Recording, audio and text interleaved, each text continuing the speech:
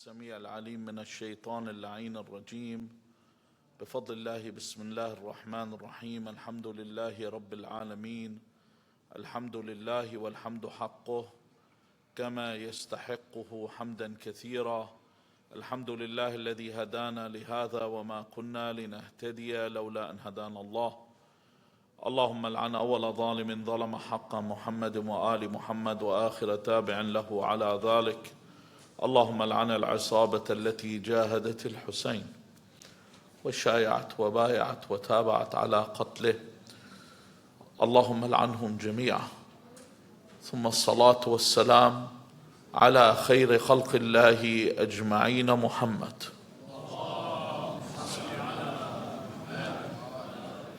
وعلى أهل بيته الطيبين الطاهرين، واللعنة الدائمة على أعدائهم أجمعين إلى قيام يوم الدين.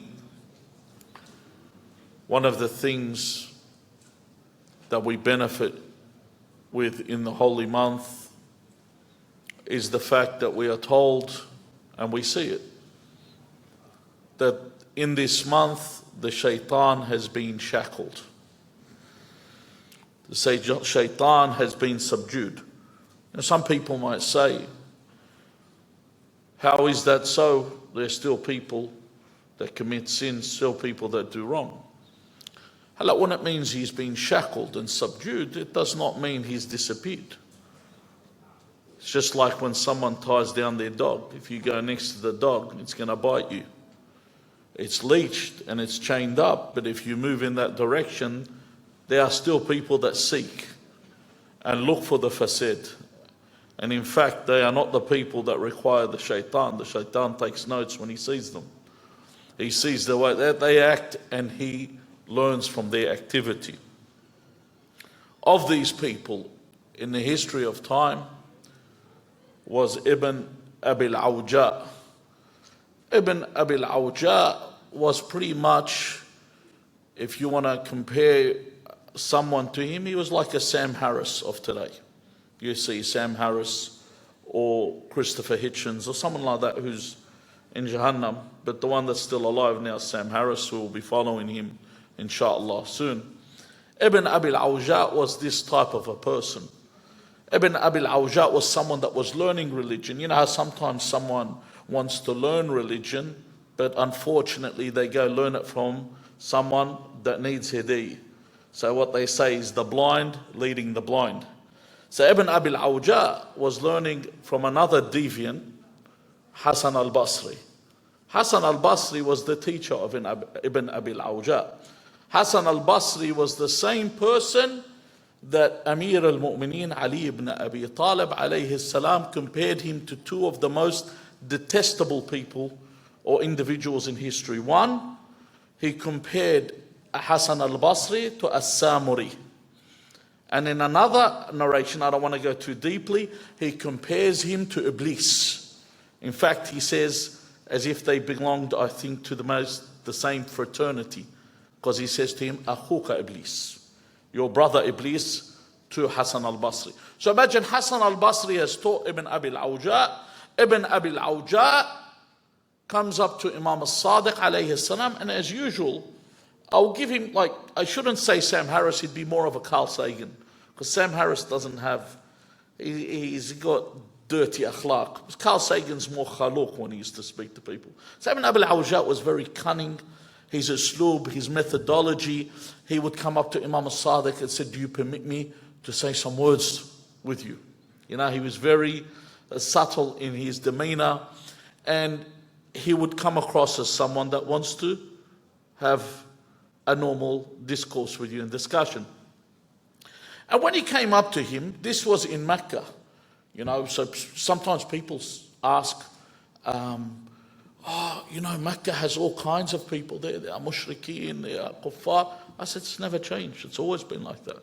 People like Ibn Abil Awja was in Mecca watching the Muslims in the haram, watching them do tawaf. And he says to them, until when, he says to the Imam, will you come to this wilderness? This is what he refers to as Mecca. And resort to this stone about Hajar al-Aswad. and worship this house and scurry around it like camels that are fleeing.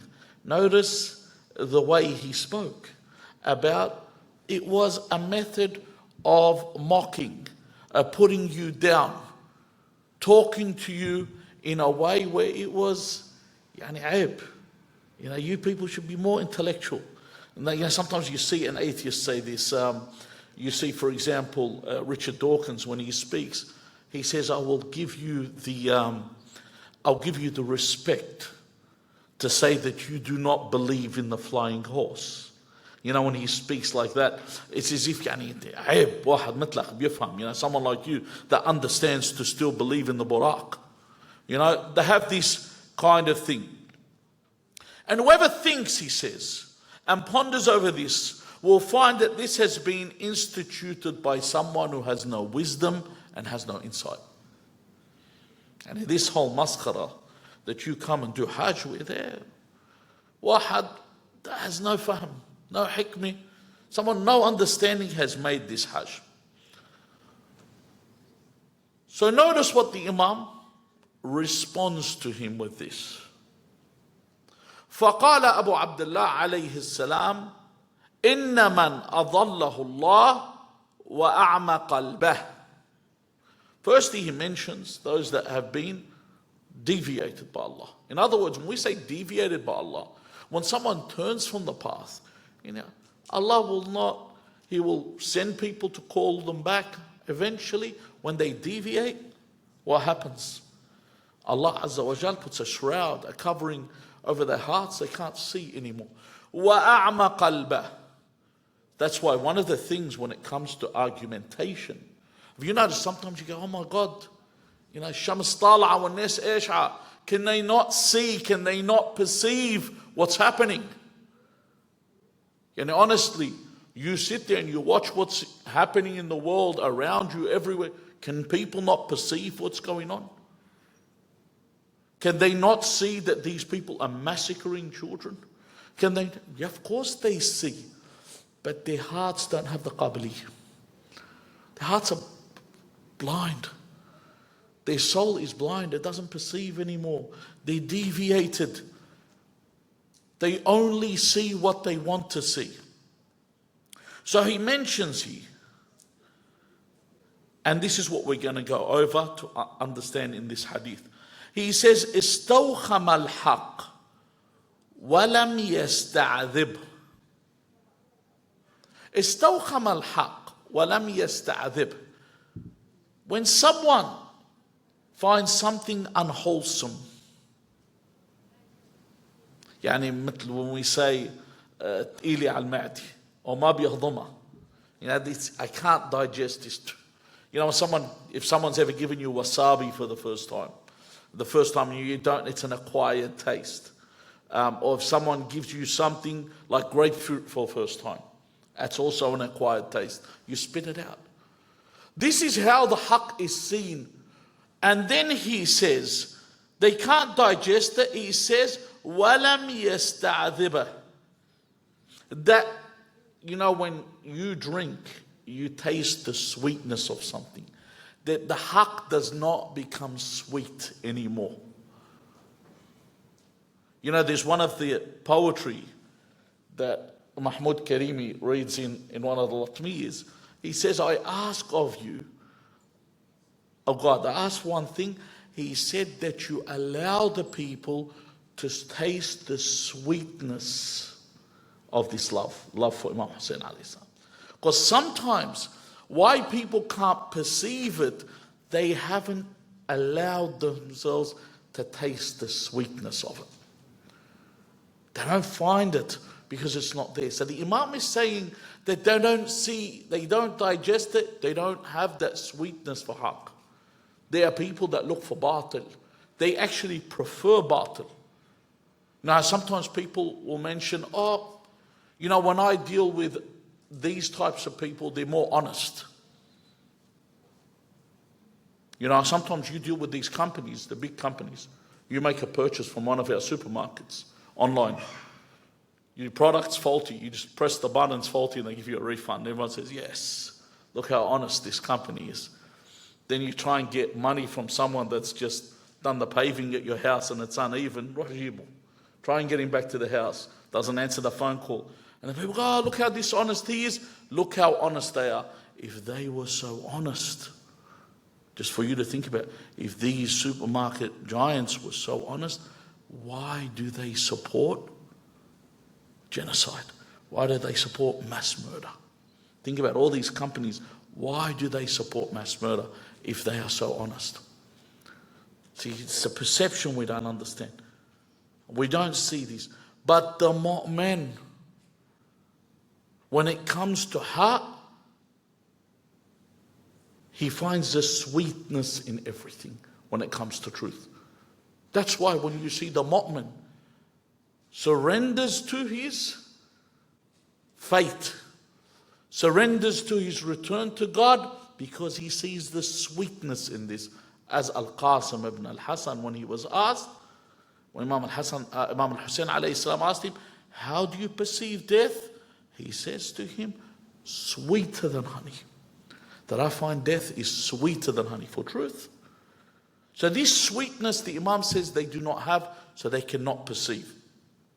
Then he mentions this. وَصَارَ الشَّيْطَانُ وَلِيُّهُ وَرَبَّهُ وَقَرِينَهُ. That this is pretty much the opposite. See, when you are in the month of Ramadan, the shaitan has been shackled. The shaitan has the unbeliever under a triple shackle. He is his wali. What does it mean when I say he's his wali? He is, when you read the verse in the Quran, do not take the Jews and the Christians as your awliya. If you notice, a lot of the translators, you know what they write awliya as? Friends. Do you know why they say it's friends? Do not take the Jews and the Christians as friends. Do you know why they say that? They say that because if they say it's anything other than friends, then Imam Ali becomes more of a friend, more than a friend. So they have to keep it uniform throughout the whole Quran. It has to be friend, but that's not what it means. Do not take them as your awliya. Do not take them as your guardians. Do not take them as those that manage your affairs. Do not put them, because they won't look for example, when you enter a Muslim's home, you know that the Muslim knows that you need to eat what? Halal. The Muslim knows that you do not accept alcohol to be consumed on the table. Whereas other than that, they do not know this. So, but these people have taken the shaitan as their wali. He's become their wali. So he manages their affairs. He manages their decisions. Wa Rabbah, and their Lord and their Master. That this person begins to obey the whispers of the shaitan as if they were law. Becomes a qanoon for him. And finally he says, وَقَرِينَةً, that the shaitan becomes inseparable from this person. That's why they don't think. It becomes like his shadow. Yani qarina, yani he's always with him wherever he goes. And always reinforces his doubts. So every time he has a problem, he goes, yeah. Of course you're right. This doesn't make sense. Puts all this shak, this doubt within, and reinforces it for them. It begins, and this is the problem, and this is why our discussion tonight is about the shaitan and what the shaitan does. Then he finally says in the hadith, يُورِدُهُ مَنَاهِلَ الْهَلَكَ ثُمَّ لَا يُصْدِرُهُ. That يُورِدُهُ مَنَاهِلَ الْهَلَكَ. Now what we're talking about, manahil al-halaka. Have you ever seen, most of you have watched, if not all of you have watched these animal documentaries. And then you hear the reporter where he says, and suddenly the land is stricken by drought. And the animals go in search for what? A watering hole. Somewhere for them to satiate, replenish their thirst. So they go looking for this water hole. This is what this manhal is, this watering place. That the shaitan takes them to manahil what? Al-halaka, a water hole of destruction. Why? Because it is like a refuge. It's like an oasis in the desert. You run to this and you go to drink from it. And this is what we talk about. It brings them towards, this is their worldly desires. That they start thinking that they're doing what is right, but instead what's happened? He mentions that these are sometimes make them feel that they're using their intellectual faculties. Have you noticed that before someone becomes a mulhid or a kafir, the first thing they start telling you, we're being intellectual. Let's have an intellectual discussion. And then they start seeing themselves above everyone. Their argument is above all. You see them at first, they start saying certain things, then they start to question God's commandments, then they start to question things, and before you know it, you'll hear some of them say, قال علي ibn Abi Talib وأنا أقول. Some people say that. They say, this is the opinion of Amir al-Mu'mineen, salawatullah alayh, but this is my opinion.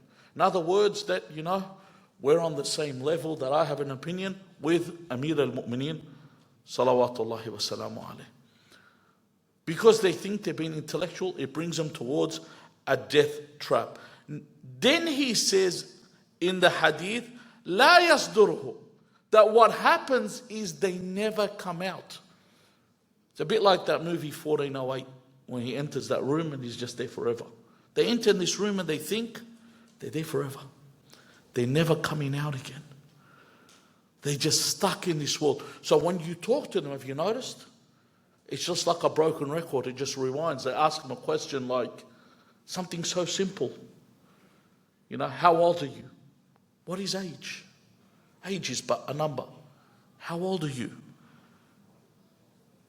Many people have different ages. They'll start responding with, just answer the question. But because they don't want to respond, because they're stuck thinking, how will the response I'm about to give affect my lords and my masters and the ones that have paid for me to get in the position that I'm in? This is how their thought becomes, and the process is there.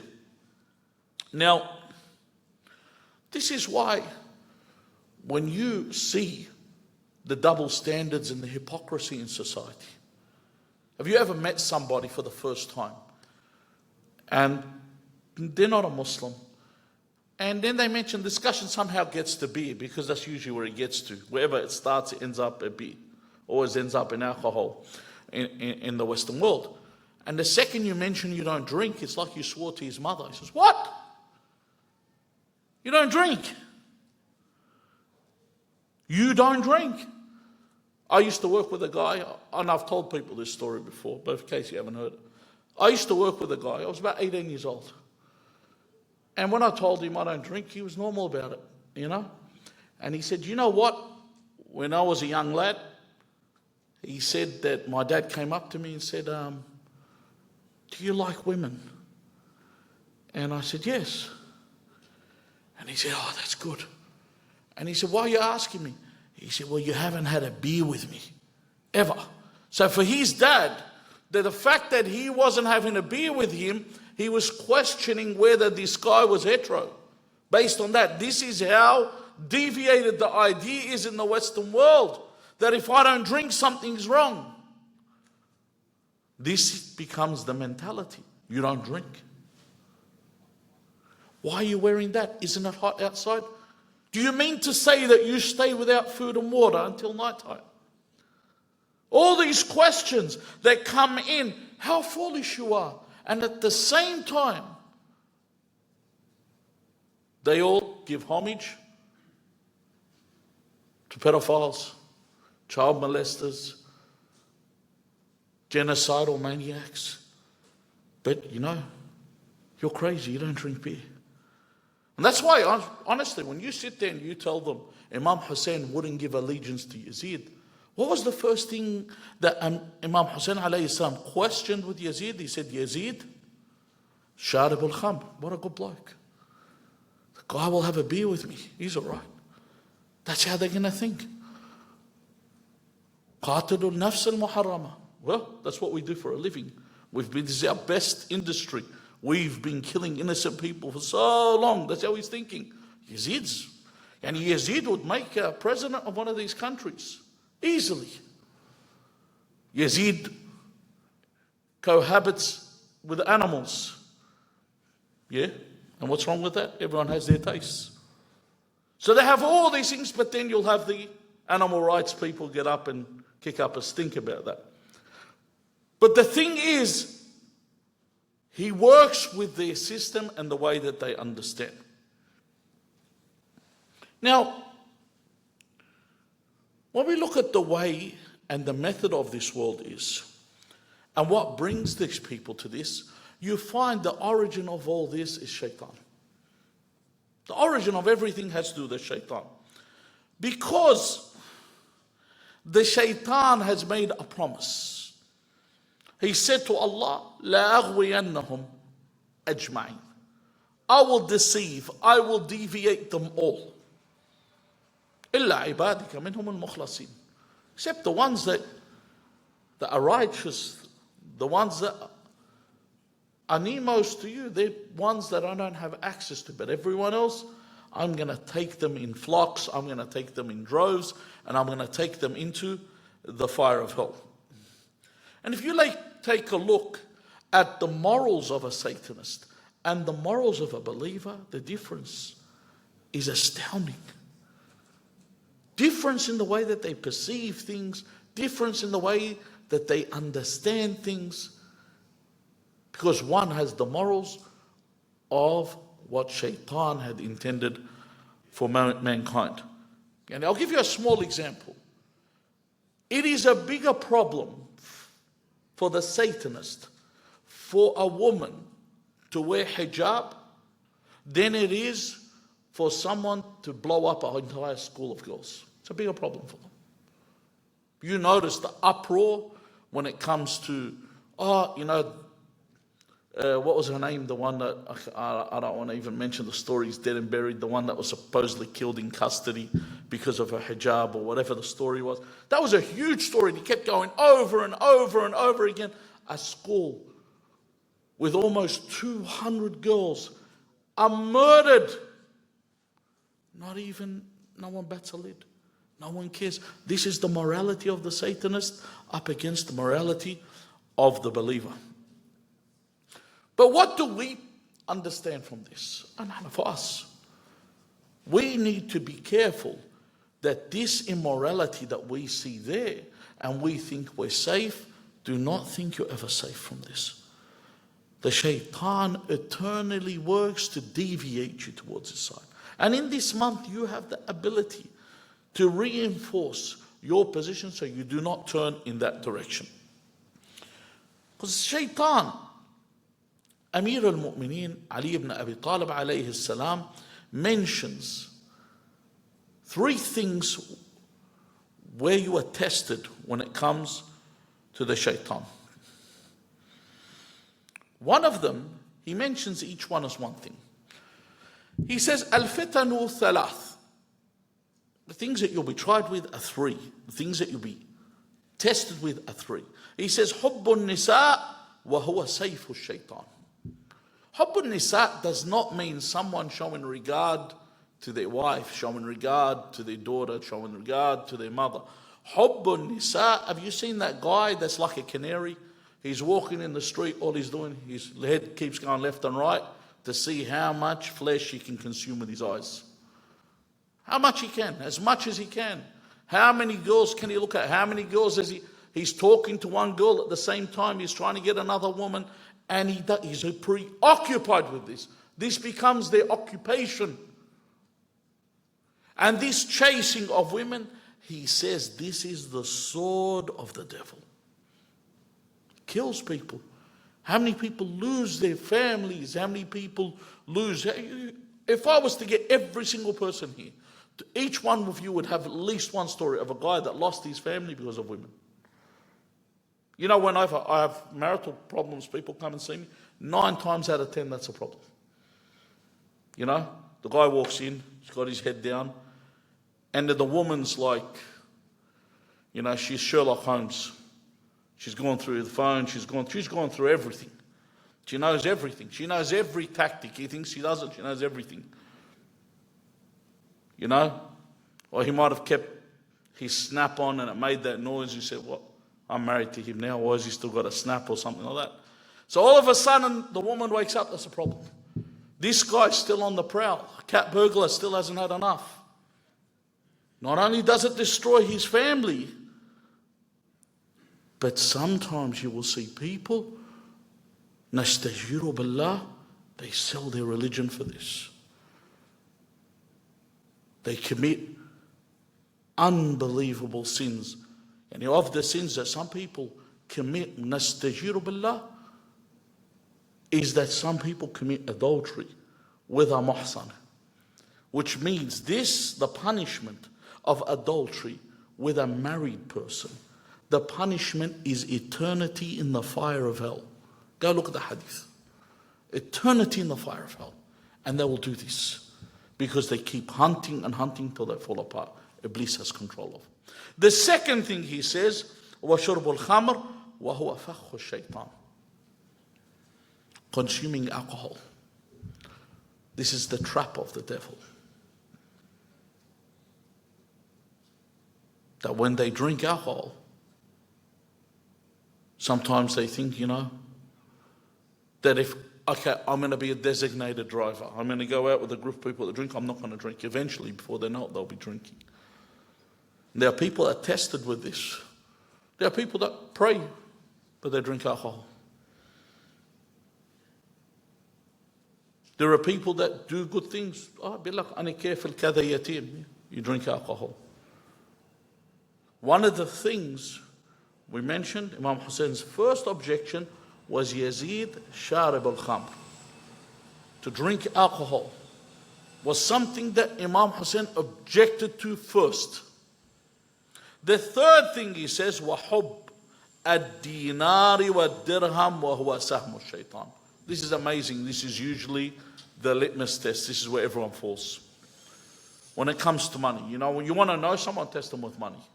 Everyone's a mu'min till money gets into the picture. You see, they just change. So who's the guy that I was sitting with a moment ago? One of the biggest things I want to add here, inshallah, and I'm wrapping it up. Whenever you have a deal with anyone, don't say he's my brother or he's my friend.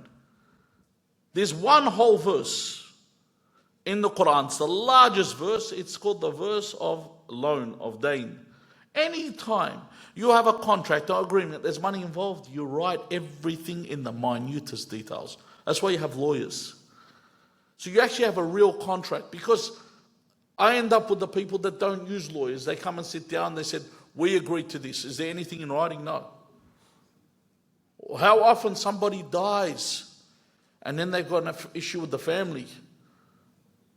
This happens over and over again. Why? Because there's no contract. There's nothing in paper. But when it comes to money, and what money is, this is what for the shaitan, this is the arrow of the shaitan. This is where he strikes with when it comes to these things. Just quickly, and this is the final point, and I'll finish off with this. This is Shahr Ramadan.